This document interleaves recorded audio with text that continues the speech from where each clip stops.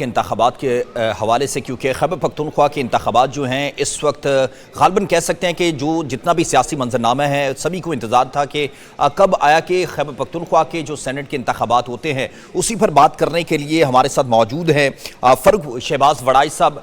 बहुत शुक्रिया सर आपके कीमती वक्त का। सर कहिएगा ये कितने अहम हैं, क्योंकि पहले मुलतवी किए गए और फिर एक सियासी कशमकश भी हमने देखी है। गुज़श्ता रोज़ भी जो मखसूस नशिस्तों के हवाले से जो है अरकान असम्बली थे उन्होंने हलफ लेना था लेकिन नहीं लिया गया।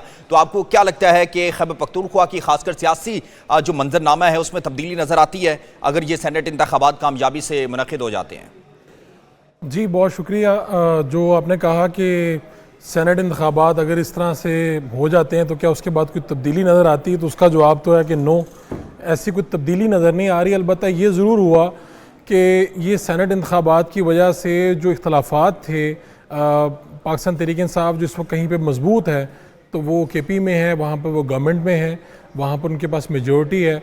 इसके अलावा आप देख सकते हैं कि पूरे पंजाब में या किसी और भी जगह सूबे में कहीं पे किसी किस्म की कोई तहरीक कामयाब नहीं हो सकी, बाहर नहीं निकल सकते, मामलात ख़राब हैं, उनके लिए मुश्किल है।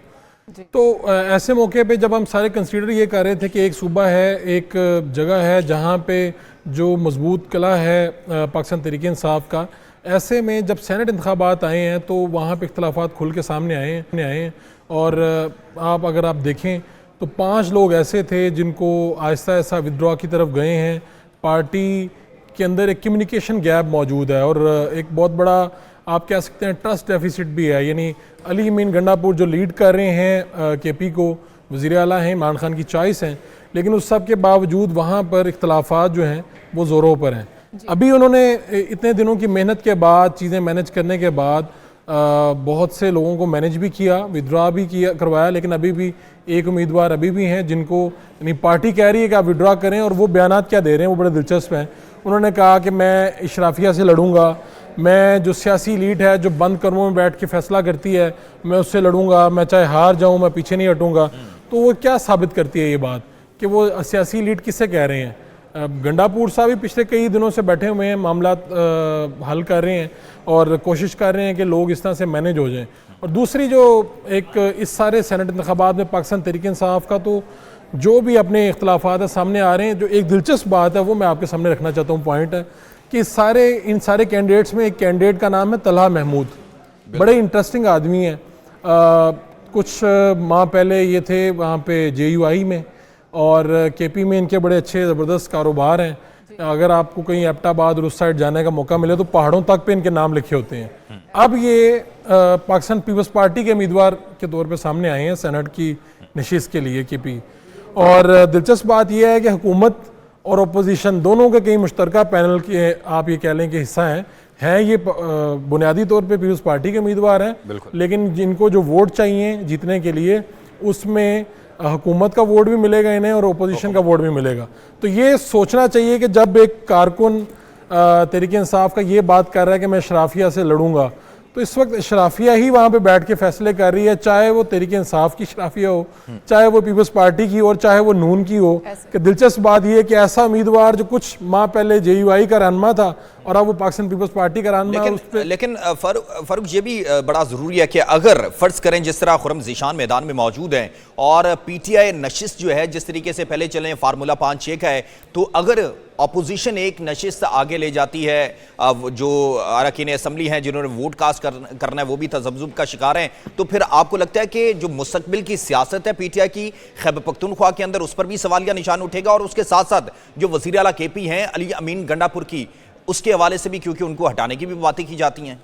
देखिए जब आप गवर्नमेंट में होते हैं ना, अली अमीन गंडापुर साहब के पास कार्ड्स हैं, इस वक्त उनके पास गवर्नमेंट है। वहाँ पे जो लोग आपका ख्याल है जो विड्रॉ हुआ है वो क्या इतनी आसानी से हो गया है कि किसी ने कहा कि आप पार्टी के लिए कुर्बानी दे दें और लोगों ने कहा चलें ठीक है हम कुर्बानी दे देते हैं। ये जो अपना नाम विड्रॉ करना है ये बड़ा मुश्किल मरला होता है। बिल्कुल, इसके लिए आपको डेफिनेटली कुछ ना कुछ कहा जाता है, कुछ ना कुछ लालच दिया जाता है, कुछ कह के आपको मनाया जाता है। जो आपने कहा कि खुरम ज़ीशान के मैदान में रहने से क्या हो सकता है, देखें इस वक्त केपी में जो एंटी गंडापुर साहब का जो ग्रुप है वो भी बहुत स्ट्रॉन्ग है। अगर आप मैं कुछ बुनियादी नाम लूँ, एक आपको तैमूर सलीम झगड़ा है आपको नज़र आएंगे, बहुत से ऐसे नाम हैं जो गंडापुर साहब की जो पॉलिसीज़ हैं उनसे इस वक्त खुश नहीं हैं। कुछ लोगों को अपने ओहदों से भी हाथ धोना पड़ा।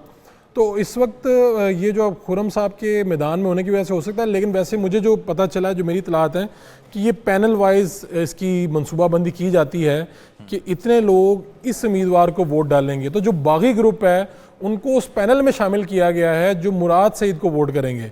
यानी चूँकि मुराद सईद की इस हवाले से है कि इमरान खान की स्टैंप उनके ऊपर है, उनको ओवरऑल उनकी अच्छी अच्छा फारूक साहब, ये बताइएगा कि ये जो सेनेट की अभी जो नशिस्तों पर इंतखाबात हो रहे हैं, ये कितने अहमियत के हामिल हैं? आइंदा की कानून साजी पर क्या असर पड़ सकता है? क्योंकि केपी में हमने देखा है ज़्यादातर नशिस्तें पंजाब के सिर्फ एक है, लेकिन आइंदा की कानून साजी पर जो सेनेट में होगी उसका क्या असर पड़ेगा? जी देखें, जो आपको याद होगा कि पाकिस्तान तहरीक इंसाफ जब अपनी सूबाई हुकूमतें डिज़ोल्व करना चाहती थी तो उस वक्त एक मरला था, ये कहा जाता था कि यार सेनेट के अंदर जो पाकिस्तान तहरीक इंसाफ है मेजॉरिटी में मौजूद है। जब ऐवान बाला में इस तरह हो तो बड़ा मुश्किल हो जाता है कि आपको कोई भी कानून साजी है ऐवान बाला के बगैर मुमकिन नहीं। लेकिन जो इस पोजीशन में जब ख़ास तौर पे यही एक फ़ैसला था जिसके ऊपर लोगों का इंतज़ार था, जब ये फ़ैसला आता है मखसूस नशिस्तों का। मखसूस नशिस्तें इसलिए अहम नहीं है कि कोई जमात चाहती है कि मेरे MP ज़्यादा हो जाएं, मेरे MP कम हो जाएं। ये इसीलिए अहम थी कि इसके बाद ये मरला था ऐवान बाला का, कि सेनेट के अंदर जाके अब क्या होगा। अभी भी अगर आप देखें कि पाकिस्तान तहरीक इंसाफ अपनी हुकूमत के बावजूद कि ये क्या वजह है। ठीक है, खुर्रम साहब हमारे साथ ही मौजूद रहेगा। कामरान मुर्तज़ा सेनेटर हैं, हमें ज्वाइन किया, उन्होंने उनसे भी बात कर लेते हैं। बहुत शुक्रिया आपके वक्त का। कामरान साहब ये बताइएगा, सेनेट के बड़े अहम इंतखाबात होने जा रहे हैं, केपी की सूरत हाल बड़ी इंटरेस्टिंग है। पहले वहाँ पर कल हलफ रुकवाए गए, उसके बाद हलफ दिलवाए गए और अब फिर बीच में नंबर गेम भी हमने देखा कि चेंज हुई है। 6 नशिस्तें हुकूमत के पास चली गई और 5 अपोजिशन के पास। किस तरह देख रहे हैं आप इन तमाम इलेक्शन को और आइंदा आने वाली कानून साजी पर क्या असरात पड़ने जा रहे हैं इसके? एक बात जो अच्छी हुई है वो ये है कि जो अपने हिस्से के मुताबिक जब सबको शेयर मिल गया और जब शेयर अपने हिस्से के मुताबिक होगा तो उसमें कम से कम ये इल्ज़ाम नहीं लगेगा कि किसने क्या लिया है या किसको क्या लालच था। लालच का जो है वो इल्ज़ाम सेनेट इलेक्शन में इंतहाई जो है वो अहम हो गया है, हमेशा लगता है। और लोग जो है ना इसमें बहुत बड़ी बड़ी कहानियां बनाते हैं। हालांकि हम सेनेटर हैं और हमें पता है कि इसमें हमने तो कभी कोई 1 रुपए का कोई ऐसा फ़ायदा नहीं है जिसको आदमी कह सके कि इज्जत है। यकीनन इज्जत का फ़ायदा है। आप एक बड़े ईमान में बैठे हैं, आप अपनी बात कर सकते हैं, मगर इसके अलावा माली फ़ायदा जो है ना, आप ज़्यादा से ज़्यादा तनख्वाह को माली फ़ायदा कह सकते हैं, मगर इसके अलावा कोई ऐसा कोई माली फ़ायदा जो है पता नहीं किन लोगों को होता है या कौन लोग करते हैं जो इसके लिए पैसे देते हैं।